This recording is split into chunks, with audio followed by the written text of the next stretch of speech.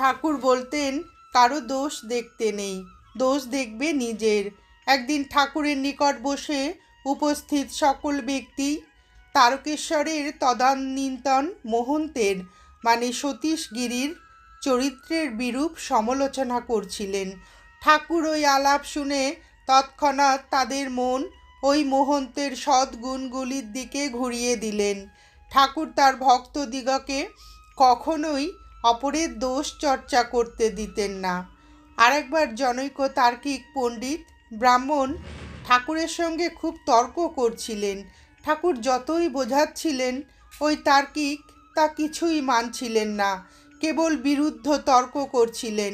এমন সময় ঠাকুর গাড়ু হাতে ঝাউতলার দিকে গেলেন এবং একটু পরেই ভাব অবস্থায় দ্রুত পদক্ষেপে ফিরে এসে ওই তার্কিকের অঙ্গে হাত দিয়ে বললেন, কি গো, আমি বলছি আর তুমি কি না আমার কথাগুলো নিচ্ছ না?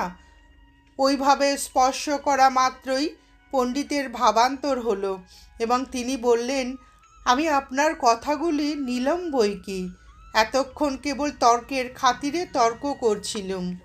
আবার ঠাকুর কখনো কোনো ভক্তকে আশ্বাস দিয়ে বলতেন, পাপ করেছিস, ভয় কি, আর পাপ করবি না, কেবল এই প্রতিজ্ঞা কর, আমি তোর সমস্ত পাপ খেয়ে ফেলব।